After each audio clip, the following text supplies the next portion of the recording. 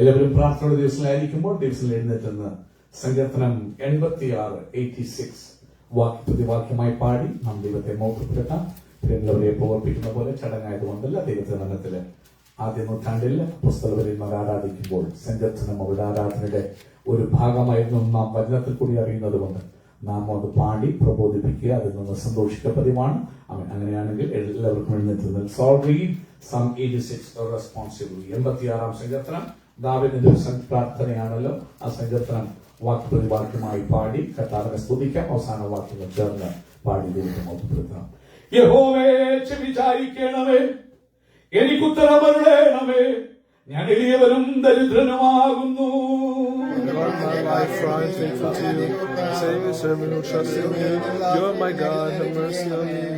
കർത്താവേ, എന്നോട് കൃപയുണ്ടാകണമേ, ഇടവിടാതെ ഞാൻ നിന്നോട് നിലവിളിക്കുന്നു.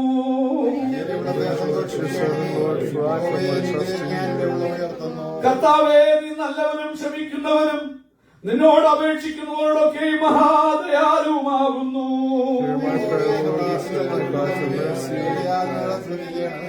നീ എനിക്ക് ഉത്തരമരുളുകയാൽ എന്റെ കഷ്ട ദിവസത്തിൽ ഞാൻ നിന്നെ വിളിച്ചപേക്ഷിക്കുന്നു.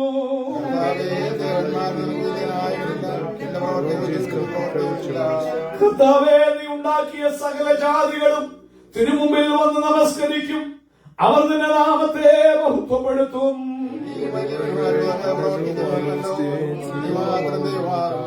യഹോവേ, നിന്റെ വഴി എനിക്ക് കാണിച്ചു തരണമേ, എന്നാൽ ഞാൻ നിന്റെ സത്യത്തിൽ നടക്കും. നിന്റെ നാമത്തെ ഭയപ്പെടുവാൻ എന്റെ ഹൃദയത്തെ ഏകാഗ്രമാക്കണമേ.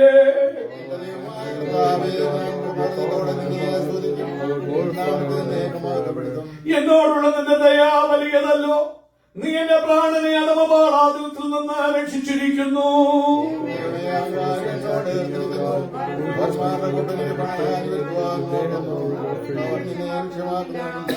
നീയോ കർത്താവേ, കരുണയും കൃപയും നിറഞ്ഞ ദൈവമാകുന്നു. ദീർഘക്ഷമയും മഹാദയും വിശ്വസ്തതയുമുള്ളവൻ തന്നെ.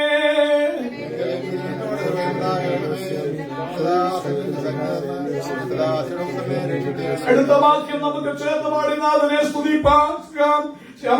എന്നെ പകയ്ക്കുന്നവർ കണ്ട് ലജ്ജിക്കേണ്ടതിന് നന്മയ്ക്കായി അടയാളം എനിക്ക് തരണമേ. യഹോവേ, നീ എന്നെ സഹായിച്ച് ആശ്വസിപ്പിച്ചിരിക്കുന്നുവല്ലോ. നമ്മുടെ വിശുദ്ധകരങ്ങളെ ഉയർത്തി കർത്താവിന് സ്തോത്രം ചെയ്യാം. Hallelujah, hallelujah, hallelujah. തന്റെ ശക്തി തന്ന് നമ്മെ നടത്തുന്ന ദൈവത്തെ കരങ്ങൾ ഉയർത്തി സ്തുതിക്കാം.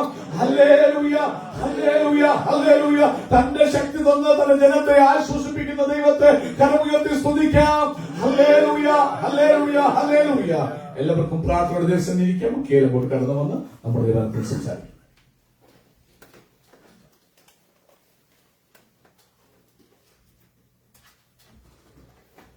Greetings to all the precious name of our Lord and Savior Jesus Christ. കൂടി വന്നിരിക്കുന്ന ഏവർക്കും കർത്താവായ യേശു ക്രിസ്തുവിന്റെ ധന്യനാമത്തിൽ എന്റെ സ്നേഹവന്ദനം. So as we all know, today we read Psalm 86.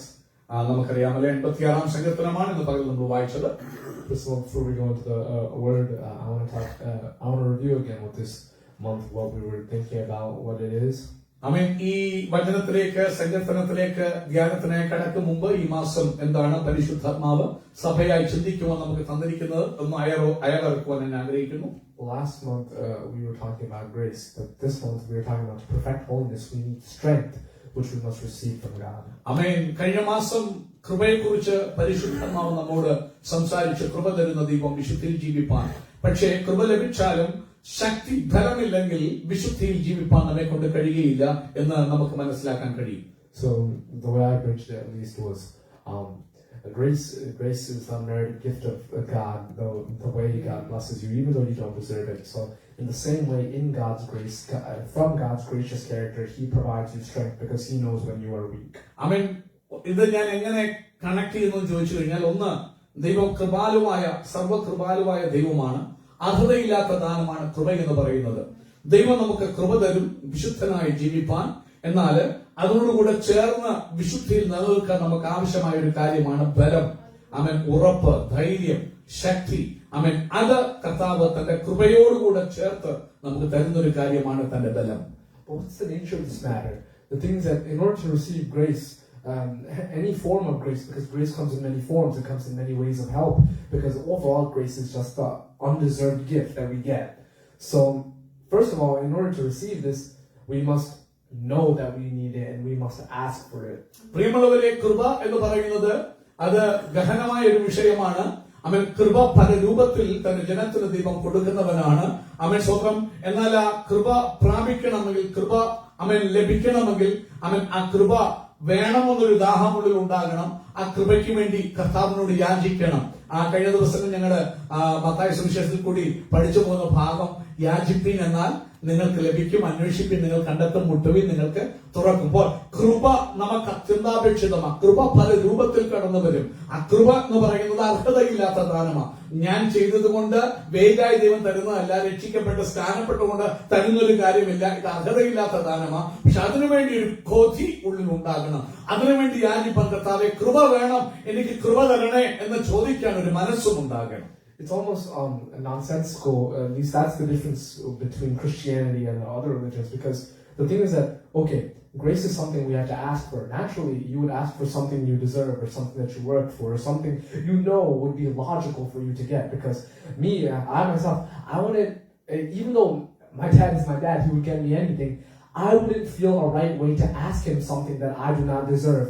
If I've been completely have not been deserving something, or if I ask something completely out of bounds or out of line, it just wouldn't make sense to ask that. So naturally you would not go to asking that. But the thing is that grace is something you have to ask for, but at the same time you don't deserve it at all. So it's almost nonsensical, but it's completely different from any other religion, because it's something you don't deserve, but yet you still have to ask for it to receive. Amen. So മറ്റുള്ള മതങ്ങളും ക്രിസ്തു മാർഗവും തമ്മിലുള്ള വ്യത്യാസം കൃപ എന്നൊരു ഘടകമാണ്. ഈ കൃപ എന്നൊരു ഘടകത്തെയാണ് പ്രത്യേകിച്ച് മുസ്ലിങ്ങൾക്ക് വളരെ വെറുപ്പ് പൗലോസിന് തോന്നാൻ കാരണം. കൃപ എന്നൊരു കൺസെപ്റ്റ് അവർക്ക് ഗ്രഹിക്കാനായിട്ട് കഴിയത്തില്ല.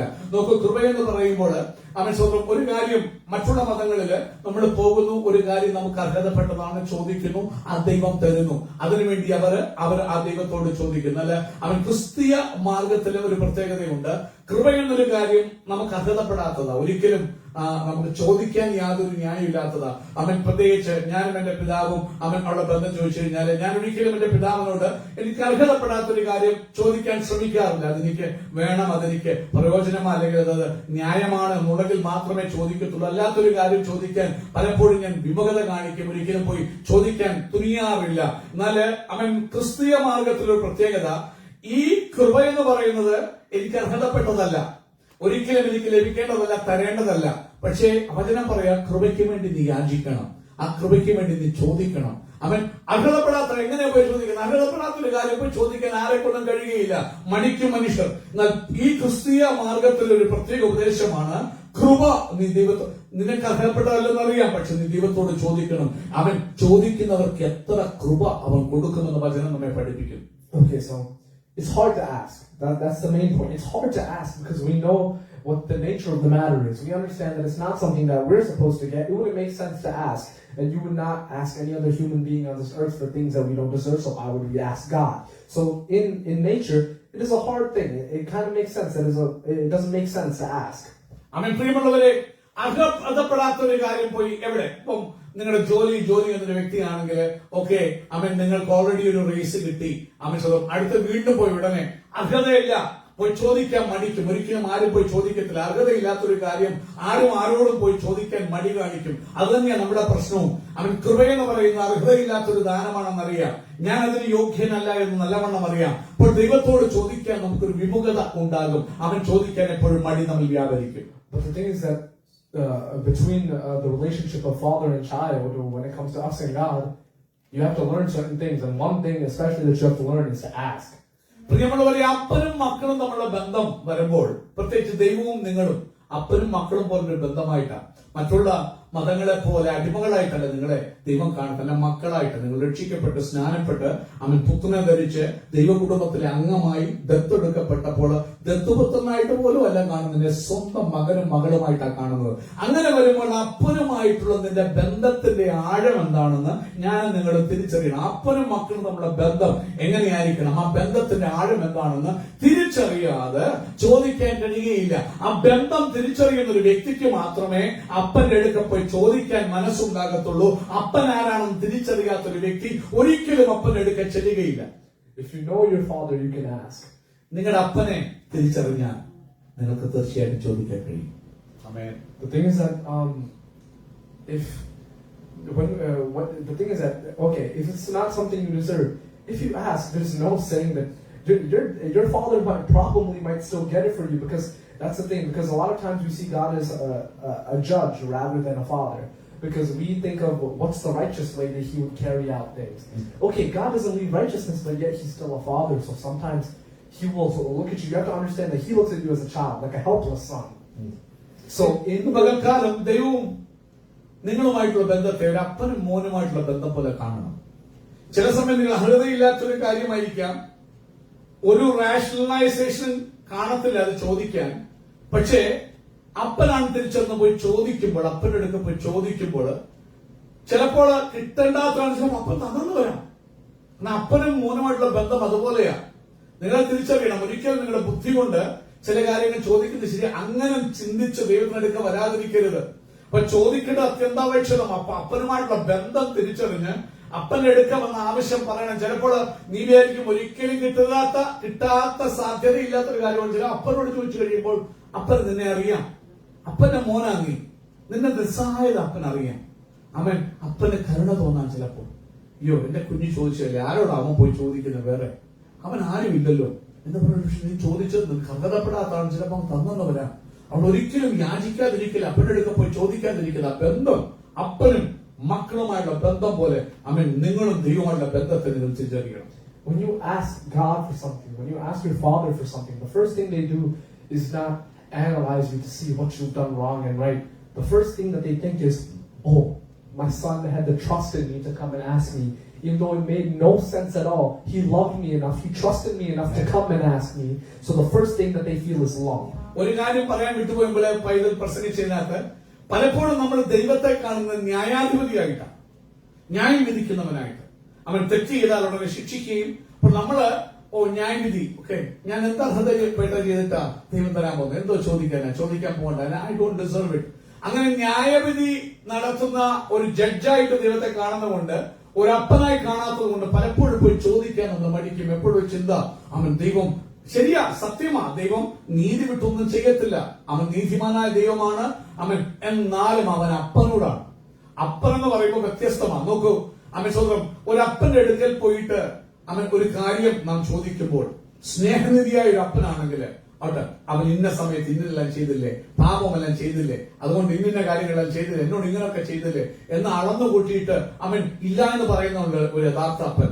യഥാർത്ഥ അപ്പൻ നോക്കുമ്പോടാ അവന്റെ അടുക്ക വന്നിട്ട് ചോദിച്ചല്ലോ, അവൻ അർഹതയില്ല എന്ന് അറിയാമായിരുന്നിട്ടും അല്ലെങ്കിൽ എന്നോടൊക്കെ ചെയ്യുന്ന അവൻ അറിവുണ്ടായിട്ടും വന്ന് ചോദിച്ചത്, അപ്പൊ അവൻ എന്നെ സ്നേഹിക്കുന്നു, എന്റെ അടുക്ക വരാൻ അവൻ മടി കാണിക്കുന്നില്ല. അപ്പോൾ ഓർത്തോണം, ദൈവവും നമ്മളോട് ബന്ധം അതുപോലെ.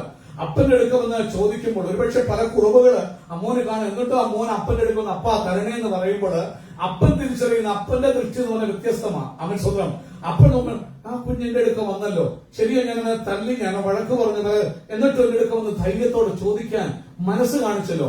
അപ്പോൾ അപ്പന്റെ ഹൃദയത്തിൽ അവൻ എന്നെ സ്നേഹിക്കുന്നു, എന്റെ കുഞ്ഞ് സ്നേഹത്തോടെ വന്ന് എന്നോട് ചോദിക്കുമ്പോൾ അവൻ ഞാനല്ലാതെ ആരാ കൊടുക്കുന്നത്. ഇന്ന് പകൽക്കാലം ആ മർമ്മം, അവൻ പൈതൽ കൂടി പരിശുദ്ധമെന്ന് പറയുന്ന മർമ്മം നിങ്ങൾ ഗ്രഹിക്കണം. ഇന്ന് പകൽക്കാലം അപ്പനോട് ചോദിക്കാൻ ഒരു മടിയും കാണിക്കരുത്. അപ്പൻ സ്നേഹനിധിയാണെന്ന് ഓർക്കണം.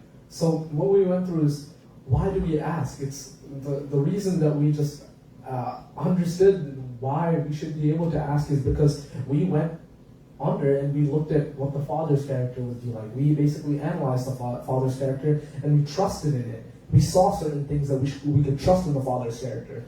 എന്തുകൊണ്ടാണ് അപ്പനോട് ചോദിക്കുന്നത്? കാരണം നാം ഒന്ന് അവൻ മുങ്ങി താഴേക്ക് പോയിട്ട് ഒന്ന് ഡീപ്പായിട്ട് ചിന്തിച്ചു, എന്താണ് അപ്പന്റെ സ്വഭാവം? അപ്പൻ ന്യായാധിപതിയായ ദൈവം മാത്രമാണോ? അപ്പന്റെ സ്വഭാവം എന്താണ്? അപ്പന്റെ സ്വഭാവവിശേഷം എന്താണ്? അത് തിരിച്ചറിയാൻ അല്പം ആഴത്തിൽ ഇറങ്ങി ചിന്തിക്കുമ്പോൾ അപ്പന്റെ അടുത്ത് ചോദിക്കാൻ നമുക്ക് മടി ഉണ്ടാവുകയില്ല. So in this psalm we see David stating what the Father's character is first. He states and says what God's character is like in verse 15. 15ാമത്തെ വാക്യത്തിൽ ദൈവത്തിന്റെ സ്വഭാവത്തെ കുറിച്ച് ദാവീദ് ആ സങ്കീർത്തനത്തിൽ പറയുകയാണ്. നീയോ കർത്താവേ കരുണയും കൃപയും നിറഞ്ഞ ദൈവമാകുന്നു, ദീർഘക്ഷമയും മഹാദയയും വിശ്വസ്തതയുമുള്ളവൻ തന്നെ. In verse 5, he also does that as well. 5-ാം വാക്യത്തിലും സങ്കീർത്തനക്കാരൻ അപ്പനെ കുറിച്ച് പറയുകയാണ്, കർത്താവിനെ കുറിച്ച് പറയുക, കർത്താവിനെ നീ നല്ലവനും ക്ഷമിക്കുന്നവനും നിന്നോട് അപേക്ഷിക്കുന്നവനോടൊക്കെയും മഹാദയാലുവും ആകും. So before he asks for something, he understands what his father is like. ചോദിക്കുന്നതിന് മുമ്പ് അപ്പൻ ആരാണെന്ന് ദാവീദ് തിരിച്ചറിഞ്ഞു. ഇന്ന് പകൽ ആരാധനയ്ക്ക് വന്നിരിക്കുമ്പോൾ, ദൈവത്തെ സ്തുതിക്കുമ്പോൾ നിന്റെ അപ്പൻ ആരാണെന്ന് തിരിച്ചറിഞ്ഞ് ചോദിക്കാൻ നാം ഓരോരുത്തരും പഠിക്കണം. He learned to ask. He's able to ask because he knows the Father. ആമേൻ. അവൻ ചോദിക്കാൻ അവൻ അറിയാം. അവൻ ചോദിക്കാൻ കാരണം അവന്റെ അപ്പനെ നല്ലവണ്ണം അവൻ അറിയാം. The thing is that, yes, grace is still unearned, undeserved favor, according to Ephesians 2, verse 8 and 9. That's exactly what it says. But yet, David appeals to who God is, not to what he's done, not to what David's done. He appeals to who God is. ആമേൻ. പ്രിയമുള്ളവരെ, എഫെസ്യലേഖനം നമ്മെ പഠിപ്പിക്കുന്നു, കൃപ നമ്മുടെ പ്രവൃത്തി നിമിത്തമല്ല, അതിന് പ്രവർത്തികളും കാരണമല്ല എന്ന് പൗലോസ് പരിശുദ്ധാത്മാവിൽ ശക്തമായി പഠിപ്പിക്കുമ്പോൾ അറിയാം, എനിക്ക് അർഹതപ്പെട്ടതല്ല. പക്ഷെ അപ്പന്റെ സ്വഭാവം, അവൻ മഹാകൃപാലുവായ ദൈവമാണ്. അപ്പന്റെ സ്വഭാവം നല്ലവനാണ്, ക്ഷമിക്കുന്നവനാണ്, അവൻ എന്റെ ഉടയവനാണ്. അത് തിരിച്ചറിയുമ്പോൾ എനിക്ക് അർഹതയില്ലാത്തൊരു കാര്യമാണേലും അത് സൗഖ്യമാകട്ടെ, അത് തലമുറകളുടെ ഉദ്ധാരണമാകട്ടെ, അതിന്റെ ജീവിതത്തിലെ വിടുതലാകട്ടെ, അത് നാളെ ശുശ്രൂഷ മണ്ഡലത്തിലെ അനുഗ്രഹങ്ങളാകട്ടെ, എന്തുമാകട്ടെ, അത് അപ്പന്റെ അടുത്ത് പോയി ധൈര്യത്തോടെ ചോദിപ്പാൻ ആ കൃപ അവൻ നിന്റെ ഉള്ളില് അവൻ നിനക്ക് കൃപ അവൻ ആ അപ്പനെ മനസ്സിലാക്കുമ്പോൾ നിന്നെ കൊണ്ട് സാധിക്കും. So the things that confidence in your relationship with God, the confidence in knowing that you are a son and you have a father, it begins with knowing the character of your father or your God. പ്രിയമുള്ളവരെ, ഒരു വേള നിങ്ങളുടെ ജീവിതത്തിൽ ചെയ്ത പല കാര്യങ്ങളും ഒരുപക്ഷെ അപ്പന് നിന്നോട് കരുണ തോന്നി തരാൻ തക്കവണ്ണം ഒരു ന്യായമില്ലാത്തതായിരിക്കാം. പക്ഷേ അപ്പന്റെ ക്യാരക്ടർ നീ തിരിച്ചറിയുമ്പോൾ, അപ്പൻ ആരാണെന്ന് തിരിച്ചറിയുമ്പോൾ അപ്പനടുക്കൽ ഓടിച്ചെല്ലാൻ നിന്നെ കൊണ്ട് കഴിയും. നിന്റെ ജീവിതത്തിന്റെ കുറവോ നീ ചെയ്ത പരാജയങ്ങളോ നീ ദൈവനാമം ദുഷിപ്പിച്ചതോ ഒന്നും ആയിരിക്കത്തില്ല. അതിനാധാരം നിനക്ക് അർഹതയില്ലായിരിക്കും, അപ്പനെടുക്ക ചെല്ലാൻ യാതൊരു യോഗ്യതയില്ലായിരിക്കും. പക്ഷെ അപ്പന്റെ സ്വഭാവം തിരിച്ചറിയുമ്പോൾ, അപ്പൻ ആരാന്ന് തിരിച്ചറിയുമ്പോൾ, അവൻ എത്ര നിനക്ക് യോഗ്യനല്ലെന്ന് നിനക്ക് തോന്നിയാലും ആ സ്വഭാവം മനസ്സിലാക്കി കഴിയുമ്പോൾ ഓട്ടോമാറ്റിക്കായിട്ട് നീ അപ്പനെടുക്ക ചെല്ലും. When there's something you want, who else is there to give you what you need? അതുപോലെ നിനക്ക് എന്തെങ്കിലും വേണ്ടിയപ്പോൾ ആരാണ് നിനക്ക് തരുന്നത്? വേറെ ആരുണ്ട് നിനക്ക്? നിനക്ക് വേണ്ടി പ്രവർത്തിപ്പാൻ ആരുണ്ട്? നിന്നെ സഹായിപ്പാൻ വേറെ ആരുണ്ട്? അപ്പനല്ലാതെ ആരുണ്ടെന്ന് പകൽക്കാലം ഭൂമിയിൽ? സ്വന്തം എന്ന് പറയുന്നവരൊക്കെയും മാറിപ്പോകുമ്പോൾ, ബന്ധമെന്ന് പറയുന്നവരൊക്കെയും മാറിപ്പോകുമ്പോൾ, കൂട്ടുകാരെന്ന് പറയുന്നവരൊക്കെയും കണ്ടിട്ടും കാണാതെ പോകുമ്പോൾ, ഇന്ന് പകൽ ഈ ആരാധനയിൽ ഇരിക്കുമ്പോൾ, ഇല്ല ഫേസ്ബുക്ക് ലൈവായിട്ട് കാണുമ്പോൾ, നിന്റെ അപ്പനല്ലാതെ നിനക്ക് ആരുമില്ലെന്ന് ഇന്ന് പകൽ തിരിച്ചറി. നിന്റെ അപ്പനല്ലാതെ ആർക്കും നിന്നോട് കരുണ തോന്നത്തില്ലെന്ന് തിരിച്ചറി. അത് അപ്പന്റെ സ്വഭാവം മനസ്സിലാക്കാൻ നീ സമയം എടുക്കണമെന്ന് പരിശുദ്ധാത്മാവ് ഓർപ്പിക്കുന്നു. Because we know, according to James 1 verse 17, it shows us how every good and perfect gift comes from the Father. യോഹന്നാന്റെ സുവിശേഷം യാക്കോബിന്റെ ലേഖനം 1:17 അവൻ ഇപ്രകാരം യാക്കോബ് പുസ്തകം പറയുക, എല്ലാ നല്ല ദാനങ്ങളും ഉയരത്തിൽ വെളിച്ചങ്ങളുടെ പിതാവിൽ നിന്ന് വരുന്നു. ഇന്ന് പകൽക്കാലം എന്ത് ദാനമാണ് നിങ്ങളുടെ ജീവിതത്തിൽ വേണ്ടത്? ഏത് മേഖലകളിലാണ് ദൈവത്തിന്റെ ഗിഫ്റ്റ്, ദൈവത്തിന്റെ അനുഗ്രഹം നീ അനുഭവിപ്പാൻ ആഗ്രഹിക്കുന്നത്? ഓർത്തോ, എല്ലാ നല്ല ദാനങ്ങളും ബൈബിൾ പറയുന്നു, ഭാര്യയെ ലഭിക്കുന്നവന് നന്മ ലഭിക്കുന്നു. എല്ലാ നല്ല ദാനങ്ങളും എവിടെ നിന്ന് വരുന്നു? ഉയരങ്ങളിൽ വെളിച്ചങ്ങളുടെ പിതാവിൽ നിന്ന് വരുന്നു. ഇന്ന് പകൽക്കാലം ഒരു വേള നിനക്ക് ചോദിക്കാൻ നിനക്ക് അർഹതയില്ലാത്തൊരു വിഷയമായിരിക്കാം. പക്ഷെ അപ്പനെ തിരിച്ചറി. അപ്പന്റെ അടുക്കേന്ന് അപ്പനല്ലാതെ നിനക്ക് തരാൻ വീട്ടുകാർക്കോ നാട്ടുകാർക്കോ സ്വന്തക്കാർക്കോ ബന്ധുക്കൾക്കോ ഒന്നും കഴിയില്ല. അവൻ നിന്റെ പഠിത്തത്തിനോ കഴിവിനോ പൈസയ്ക്കോ കഴിയില്ല. ഇന്ന് പകൽക്കാലം അപ്പന് മാത്രമേ നിനക്ക് തരാൻ കഴിയൂ. The thing is that, okay, so now we've established that we need to ask. But why is it exactly that we only receive grace when we ask? Does that mean grace isn't there when we don't ask? No, that's not what it means. Grace always exists. Grace is always all around you. But yet you cannot see it, you cannot experience it until you ask for it. Because we know that Jesus Christ is the embodiment of grace. We know that Jesus Christ is the unmerited gift that came down into this earth and died for us. But yet, salvation doesn't apply. Saving grace doesn't apply until you accept Him, until you say that you believe in Him. So you have to ask. You have to ask for salvation from the sacrifice of Christ Jesus in order to experience the grace. So yes, grace still exists, but yet in all nature, in every matter in the Bible, it still shows that grace exists, but yet you have to ask to experience it. പ്രിയമുള്ളവരെ, നിങ്ങളുടെ ഉള്ളിൽ ചോദ്യമുണ്ടാകാം, കൃപയല്ലേ അത്, അർഹതയില്ലാത്ത ദാനമല്ലേ അത്, പിന്നെ എന്തിനാണ് ചോദിക്കേണ്ട ആവശ്യമുണ്ടോ എന്നൊരു ചോദ്യം നിങ്ങളുടെ ഉള്ളിൽ ഉണ്ടാകാം. ഒരു കാര്യം മനസ്സിലാക്കണം, കൃപയുടെ മൂർത്തീഭാവമാണ് യേശു ക്രിസ്തു. കൃപ നിറഞ്ഞവനായി ഈ ഭൂമിയിൽ വന്ന് പാർത്തു, മനുഷ്യർക്ക് വേണ്ടി കൃപയായി അവതരിച്ചവനാണ് അവൻ യേശു ക്രിസ്തു. ഇന്ന് പകൽക്കാലം അവൻ കടന്നു വന്നു, അവന്റെ ജീവനാൽ, അവന്റെ മരണത്താൽ മാനവജാതിക്ക് രക്ഷ വീണ്ടെടുത്ത് തന്നെങ്കിലും ഇന്ന് സകല മാനവജാതിക്ക് രക്ഷയ്ക്കുള്ള മാർഗമുണ്ട്. പക്ഷേ അത് ഹൃദയത്തിനകത്ത് വിശ്വസിച്ചിട്ട് നീ അതിനുവേണ്ടി അപേക്ഷിക്കാതെ, യേശുവേ എന്റെ ഉള്ളത്തിലേക്ക് വരണമേ, അങ്ങേ എന്റെ രക്ഷകനായി സ്വീകരിക്കുന്നു എന്ന് അപേക്ഷിക്കാതെ ഒരിക്കലും നിനക്ക് രക്ഷ ലഭിക്കത്തില്ല എന്ന് പറയുന്നത് പോലെ, കൃപയാണ്, അർഹതയില്ലാത്ത ദാനമാണെങ്കിലും നീ യാചിക്കണം അതിനു വേണ്ടി. കാരണം ഇത് അർഹതയില്ലാത്ത ദാനം, ഈ ഗിഫ്റ്റായിട്ട് കിട്ടുമ്പോൾ പലപ്പോഴും വില കാണത്തില്ല. അവൻ അതുകൊണ്ട് ചുമ്മാ ദൈവം അങ്ങ് എടുത്ത് തരത്തില്ല. ഇത് അർഹതയില്ലാത്ത ദാനമാണ്. പക്ഷെ നീ ഉള്ളിലെരിവോട് എനിക്കത് വേണമെന്നുള്ള കൊതിയോട് നീ വാഞ്ചിച്ച് ചങ്കുപൊട്ടി ചോദിക്കുമ്പോൾ അന്നേരം നാഥന നിനക്ക് തരും. കാരണം എന്തിനാ ചോദിച്ചാൽ, വെറുതെ കിട്ടിയാല് നിനക്ക് അതിന്റെ വില അറിയത്തില്ല, നാഥൻ നിന്നെ മഹത്വം കൊടുക്കത്തില്ല. അതുകൊണ്ട് അവൻ സ്വന്തം യേശുവിൽ കൂടിയുള്ള രക്ഷ പോലും ചോദിച്ചാണ് പ്രാപിക്കേണ്ടതെങ്കിൽ ഇന്ന് പകൽക്കാലം കൃപ നിങ്ങൾക്ക് വേണമെങ്കിൽ അവനോട് ചോദിച്ചാലേ ലഭിക്കുകയുള്ളൂ. So the thing is that, so now that we know the Father's character, we know that we have to ask, and we know that we're able to ask because we trust and we love our Father. So since we recognize the gracious character of God, like it said in Psalm 86, David recognized that it says, "But you, Lord, are a compassionate and gracious God." He understood God's grace, and in the very next verse, it says, "Turn to me and have mercy on me. Show your strength in behalf of your servant." So he asked for God's strength to come in his name to help him, because he knows that he cannot do it on his own. So the thing is that exactly from last month, we bridge on, we understand that we need grace, and because we know that God is gracious, we understand that he will give us strength when we need it. പ്രിയമുള്ളവരെ, നമ്മൾ കണ്ടു അമേശ്വരം കൃപയെന്ന് പറയുന്നത് അർഹതയില്ലാത്ത ദാനമാണ്. എന്നാലും അത് ചോദിച്ചാലേ അത് ലഭിക്കുകയുള്ളൂ. ചോദിച്ചാൽ അമേശ്വരം അത് ചോദിക്കണമെങ്കിൽ അപ്പനെ അറിയണം, അപ്പന്റെ സ്വഭാവം അറിയണം. എന്നിട്ട് അവനോട് ചോദിച്ചാൽ അവന് നൽകും. അങ്ങനെയാണെങ്കിൽ അത് തന്നെയാ സംഘത്തിൽ നാം വായിക്കുമ്പോൾ കാണുന്നത്. 15-ാമത്തെ വാക്യത്തിൽ ഇങ്ങനെ പറയുക, നീയോ കർത്താവേ കരുണയും കൃപയും നിറഞ്ഞ ദൈവമാകുന്നു, ദീർഘക്ഷമയും മഹാദയും വിശ്വസ്തതയും ഉള്ളവൻ തന്നെ. അത് തിരിച്ചറിഞ്ഞ, ആ ദൈവത്തിന്റെ സ്വഭാവം തിരിച്ചറിഞ്ഞ അവൻ ആ സങ്കീർത്തനക്കാരൻ അടുത്ത വാക്യത്തിൽ ചോദിക്കുക, എങ്കിലേക്ക് തിരിഞ്ഞിനോട് കൃപയുണ്ടാകണമേ, നിന്റെ ദാസന് നിന്റെ ബലം തന്ന്, നിന്റെ ശക്തി തന്ന്, നിന്റെ ദാസിയുടെ പുത്രനെ രക്ഷിക്കണേ. അത് ഓർത്തോണം, ഇത് ചേർന്ന് വരുന്നൊരു കൃപയോടുകൂടെ ചേർന്ന് നിനക്ക് തരുന്നൊരു കാര്യമാണ് ബലം. ഇന്ന് പകൽക്കാലം പല പ്രതിസന്ധികളുടെ മുഖത്ത് അവൻ കഥാ പറയും, എന്റെ കൃപ നിനക്ക് മതിയെന്ന് പറയുമ്പോൾ അടുത്തത് നിനക്ക് വേണ്ട ഒരു കാര്യമാണ് ദൈവത്തിന്റെ ബലം. അവൻ കൃപ നിനക്കുണ്ടെങ്കിലും ആ കൃപയോട് ചേർന്ന് വരുന്ന ഒരു കാര്യമാണ് ബലം, ആ ശക്തി.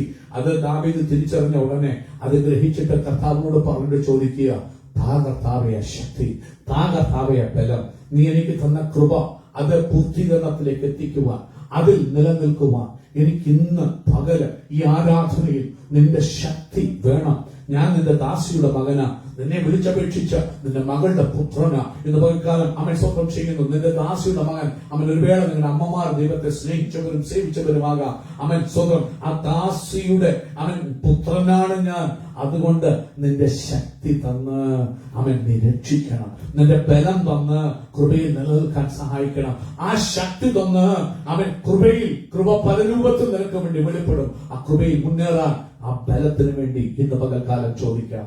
So, like I said before, grace comes in many forms. This month we're focusing on grace coming in the form of strength. Because, a lot of verses outline how grace comes in many ways, such as we've already read 2 Corinthians 12 verse 9 throughout this month. It shows that my grace is sufficient for you, for my power is made perfect in weakness. So that means grace comes in the form of strength, God-given strength for you. Because when you're weak, that's when God can act. And in the same way, in Isaiah 40 verse 29, it also talks about how grace comes in the form of strength, because it says, he gives power to the faint, and to him who has no might, he increases strength. But also, we can see that grace doesn't only come in the form of strength, it can come as mercy as well, because, Hebrews 4 verse 16 says, let us then with confidence draw near to the throne of grace, where you can receive mercy in time of need. So we see that it comes in many ways, and you have to have the eyes to realize it, the eyes to recognize the way that grace comes. പ്രിയമുള്ളവരെ, കൃപ പല രൂപത്തില് നമുക്ക് വേണ്ടി വെളിപ്പെടും ദൈവത്തിൽ നിന്ന്. എന്നാൽ അത് തിരിച്ചറിയാൻ നമ്മെ കൊണ്ട് കഴിയണം. അതിനുവേണ്ടി ദൈവത്തിന്റെ അടുക്കൽ ചെല്ലണം. നാം കണ്ടു പല വാക്യങ്ങൾ ഗ്രേസിനെ കുറിച്ച് വായിക്കാനുള്ള സമയമില്ലാത്തതുകൊണ്ട് പറഞ്ഞു വിടുന്നു. നമ്മൾ ഓൾറെഡി പറഞ്ഞു കൊരിന്ത്യർ ലേഖനത്തില് 12:9 എന്റെ കൃപ നിനക്ക് മതി, എന്റെ ശക്തി ബലഹീനതകളെ തിരിഞ്ഞു വരും. നിങ്ങളുടെ ജീവിതത്തിലെ ബലഹീനതകളിൽ നിങ്ങൾ താങ്ങുവാൻ ആ കൃപ ബലമായിട്ട് നിനക്ക് വേണ്ടി രൂപാന്തരപ്പെടും. അവൻ അങ്ങനെ താഴ്ത്തു വയ്ക്കും. അത് തന്നെ യെശയ്യാ 40:21 കാണാൻ കഴിയും. അവൻ യവനക്കാരും ബാല്യക്കാരും ഒക്കെ ക്ഷീണിക്കും, തളരും, ഇടറി വീഴും. നല്ല യഹോവയെ കാത്തിരിക്കുന്നവർ ശക്തിയെ പുതുക്കും. അവൻ സ്വന്തം അവൻ തളർന്നു പോകാതെ ഓടുകയും ക്ഷീണിച്ചു പോകാതെ നടക്കുകയും ചെയ്യും. ജീവിതത്തിലെ പോരുകൾ ശക്തമാകുമ്പോൾ നിന്നെ മുന്നോട്ട് ഓടിക്കുവാൻ ശക്തിയായിട്ട് അവൻ കൃപ വെളിപ്പെടുന്നത് കാണാം. അതേപോലെ തന്നെ അത് കരുണയായിട്ടും വെളിപ്പെടും. അവൻ അതുകൊണ്ട് തത്സമയം കരുണ ലഭിക്കേണ്ടതിന് അവൻ ധൈര്യപൂർവ്വം അവൻ കൃപാസനത്തോട് അടുത്ത് ചെല്ലാൻ അവൻ എബ്രായ ലേഖന കഥ പറയുക. ഇന്ന് പകൽക്കാലം നിങ്ങളുടെ ജീവിതത്തിൽ കാരണം അവൻ നമ്മോട് ദയ കാണിക്കാൻ ദൈവത്തിനല്ലാതെ കഴിയുകയില്ല. അങ്ങനെ കൃപ പല രൂപത്തിലുണ്ട്. നീ അടുത്ത് ചെന്നാൽ അതിനൊക്കെ ചോദിച്ചാൽ തരുന്ന ദൈവം, അതിന് ശക്തി തരുന്ന ദൈവം. When we ask, when it comes to asking God for things, the only way we can possibly understand what it means to ask God and how we should ask God is only if we see Him as a Father. And what we notice is that, whenever it talks about gifts from God, most of the time in the New Testament it outlines that it comes from the Father. Because, we already read James 1:17, it says, every good and perfect gift comes from the Father. So, it's the Father who is God that it comes from. We see Him as a Father. That's why we can have confidence. And, in the New Testament, in a lot of parables, God is outlined as a father, such as the prodigal son. Amen. പ്രിയമുള്ളവരെ, ജീവിതത്തിൽ നോക്കുമ്പോൾ കൃപ ചോദിക്കുമ്പോൾ അത് അവൻ എവിടെ നിന്ന് വരുന്നു എന്നുള്ളത് പ്രധാനമാണ്. അവൻ നമ്മൾ വായിച്ച ഒരു വാക്യം വ്യാകരണത്തില് എല്ലാ നല്ല ദാനങ്ങളും അവൻ സ്വന്തം ഉയരത്തിൽ വെളിച്ചങ്ങളുടെ പിതാവിൽ നിന്ന് വരുന്ന അപ്പനിൽ നിന്നാണ് അത് കടന്നു വരുന്നത്. അങ്ങനെയെങ്കിൽ പുതിയ നിയമത്തില് നമ്മൾ വായിക്കുമ്പോൾ പല ഉപമകളിലും അവൻ അപ്പനോട് ഉപമിച്ച് പല കാര്യങ്ങൾ പറഞ്ഞു. അങ്ങനെ ചിന്തിച്ചാൽ മതി. മുടിയൻ പുത്രന്റെ കഥയിലും ഒരു അപ്പനുണ്ട്, അവൻ 2 പുത്രന്മാരും.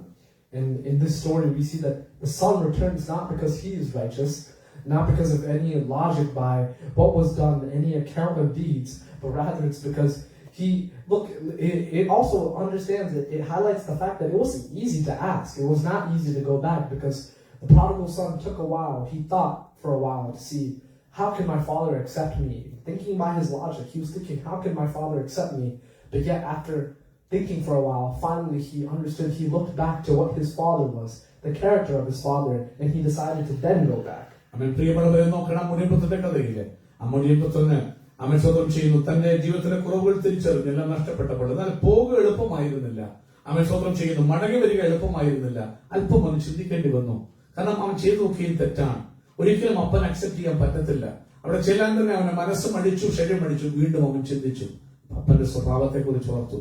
ഞാൻ പോയി ഒന്ന് പ്ലീഡ് ചെയ്യാം. കാരണം അവൻ കരുണയുള്ളത് ഒരുപക്ഷെ വേലക്കാരനായിട്ടെങ്കിലും എന്നെ എടുത്താലോ. അവൻ ആ ഒരു കൊതിയാണ്. അപ്പന്റെ സ്വഭാവം തിരിച്ചറിഞ്ഞുകൊണ്ടാണ്. മടിയായിരുന്നെങ്കിലും അവൻ തീരുമാനിച്ചു എന്ത് വന്നാലും. അതുകൊണ്ട് അതിന് പറയുന്നത് സുബോധം പ്രാപിച്ചു. ഇന്ന് പകൽക്കാലം പ്രിയമുള്ളവരെ, സുബോധത്തിലൂടെ നമ്മൾ വരണം. നാളെ അപ്പനെടുക്കെ ചെന്നിട്ട് അപ്പ, അത് ഏത് സാഹചര്യമാണെങ്കിലും എത്ര പൊളിഞ്ഞ അവസ്ഥയാണെങ്കിലും അപ്പനോട് പറയാം. ഹല്ലേലൂയ. ഇന്ന് പകൽ ഈ ആരാധനയിൽ വചനം വരുമ്പോൾ ഇതുപോലെ നിന്ന് പറഞ്ഞാൽ, ഓ അപ്പൻ ഇറങ്ങി വരുന്നുണ്ട്, പെടലയ്ക്ക് വീണ് എന്നെ കെട്ടിപ്പിടിക്കും. നാറുന്ന വിഷയം നമ്മൾ നോക്കത്തില്ല. നിനക്ക് വേണ്ടി ചോദ്യമില്ല, പറച്ചിലില്ല, നീ ചെയ്തതിനെ കുറിച്ച് അക്കൗണ്ടില്ല. വിളിച്ചു പറഞ്ഞു, നിന്റെ വസ്ത്രം മാറ്റി, നിന്നെ കുളിപ്പിച്ച്, നിന്നെ മോതിരം വിടുവിച്ച്, ഉടറബസ്യ നിന്റെ കുടഞ്ഞ ചേറ്റിൽ നിന്ന് ആ തകർന്ന അവസ്ഥയിൽ ഉയർത്തുന്ന ഒരു അപ്പനായിരുന്നു. പകൽ അപ്പന്റെ സ്വഭാവം മനസ്സിലാക്കുക. The son didn't come back on the principle that he deserved another chance, but rather he was believing that his father is a good father. His father loves him. That's the principle by which he came back. So മുടിയൻപുത്രൻ മടങ്ങി വന്നത് അവൻ യോഗ്യത ഉണ്ടായിരുന്നില്ല. അവന്റെ അപ്പൻ അവൻ സ്വന്തം ചെയ്യുന്ന അവന്റെ അപ്പന്റെ സ്വഭാവം അത് നല്ലൊരു അപ്പനായതുകൊണ്ട്, അവൻ സ്നേഹിക്കുന്ന ഒരു അപ്പനായതുകൊണ്ട്, അവൻ ക്ഷമിക്കുന്ന ഒരു അപ്പനായതുകൊണ്ട് അവൻ അപ്പനെടുക്കാൻ വന്നു. His confidence wasn't in his condition, but his confidence was in his father's grace. ഇന്ന് പകൽക്കാലം അവന്റെ അവസ്ഥയിലായിരുന്നില്ല അവന്റെ ഉറപ്പ്. ഇന്ന് പകൽക്കാലം നിങ്ങളുടെ അവസ്ഥ നോക്കിയാൽ ആത്മീയമായി നിങ്ങൾ ശോഷിച്ച അവസ്ഥയിലായിരിക്കാം. പക്ഷേ അവന്റെ ഉറപ്പ്, ആ മുടിയൻപുത്രന്റെ ഉറപ്പ് അപ്പന്റെ സ്വഭാവത്തിലായിരുന്നു, അപ്പന്റെ സ്നേഹത്തിലും കടന്നിരുന്നു. So the thing is that, first of all, you have to understand that grace is not for a perfect man, because grace is the undeserved gift. It's when you're undeserving that you get grace. That's the only way grace can possibly act. So what perfect man needs grace? It's only us who needs grace. ഇന്ന് പകൽക്കാലം തികഞ്ഞവർക്കുള്ളതല്ല കേട്ടോ കൃപ. കൃപ എന്ന് പറയുന്നത് കുറവുള്ളവർക്കാണ്, ബലഹീനർക്കാണ്. തികഞ്ഞ മനുഷ്യർക്ക് എന്തിനാ കൃപ? അവർ നന്നായി ജീവിക്കുന്നെങ്കിൽ ഇത് ചെയ്യുന്നവനാൽ ഇതിനാൽ ജീവിക്കുമെന്ന് പറഞ്ഞാൽ മതി. കാരണം ബൈബിൾ വാക്യമുണ്ട്, ന്യായപ്രമാണം, ഇത് ചെയ്യുന്നവൻ അതിനാൽ ജീവിക്കും. അതുകൊണ്ട് ന്യായപ്രമാണം ക്രിസ്തു കൊണ്ട് തീർന്നു. ന്യായപ്രമാണത്തിന്റെ പ്രവൃത്തികളാൽ ഒരിക്കലും നീതീകരിക്കപ്പെടാൻ പറ്റില്ല. അതുകൊണ്ട് തിരിച്ച് പഴയ ന്യായപ്രമാണത്തിന്റെ ചടങ്ങിലോട്ട് പോകരുത് എന്ന് പറയാൻ കാരണം അത് ചെയ്യുന്നവനെ അതിനാൽ ജീവിക്കാൻ പറ്റുള്ളൂ. പുതിയ നിയമം അങ്ങനെയല്ല. അപ്പന്റെ വലിയ കരുണ, അപ്പന്റെ വലിയ കൃപ. നീ കുറവുള്ളവനാന്ന് അറിഞ്ഞു തന്നെ നിന്നെ സ്നേഹിക്കുന്ന കുറവുള്ളവർക്കാണ് കൃപ ആവശ്യമുള്ളത്. നമുക്ക് ഓരോരുത്തർക്കുമാണെന്ന് പലകാലം കൃപ ആവശ്യമുള്ളത്. And as Romans 5:8 says, always remember that the grace of God acted while you were yet still sinners. It says, while we were yet still sinners, Christ died for us. ഒരു കാര്യം ഓർക്കണം. അതുകൊണ്ട് റോമാലേഖനം 5:8 പറയുന്നത്, നാമോ അധർമ്മികളായിരിക്കുമ്പോൾ തന്നെ ദൈവത്തിന്റെ കൃപ നമുക്ക് വേണ്ടി പ്രവർത്തിച്ചു. നാം നന്നായി കൃപയിൽ യേശുവിനൊക്കെ വന്ന ശേഷമല്ല, അധർമ്മികളായി ദൈവത്തെ വിട്ടു ഓടിയ സമയത്ത് അവന്റെ കൃപ നമുക്ക് വേണ്ടി വിളിച്ചു. Ask with confidence, because grace was made for you when you were not in the right. That's what grace was made. അതുകൊണ്ട് ധൈര്യപൂർവ്വം ചോദിക്കാം. ആമേൻ. നീ അപൂർണയായിരിക്കുമ്പോൾ തന്നെ നിനക്ക് വേണ്ടി ഉണ്ടാക്കപ്പെട്ട ഒരു കാര്യമാണ് കൃപ. നിന്നെ അറിഞ്ഞ് നിന്നെ സ്നേഹിച്ച ദൈവം സ്വർഗത്തിൽ നിനക്ക് വേണ്ടി മാനുഫാക്ചർ ചെയ്തതാണ് ഈ കൃപ. അതുകൊണ്ട് ധൈര്യപൂർവ്വം കൃപാസനത്തോടടുത്ത് എന്ന് തത്സമയം സഹായം ലഭിക്കാനായിട്ട് കരുണയ്ക്കായിട്ട് ദൈവത്തോട് അപേക്ഷിക്കാം. Know your father, love your father, and ask.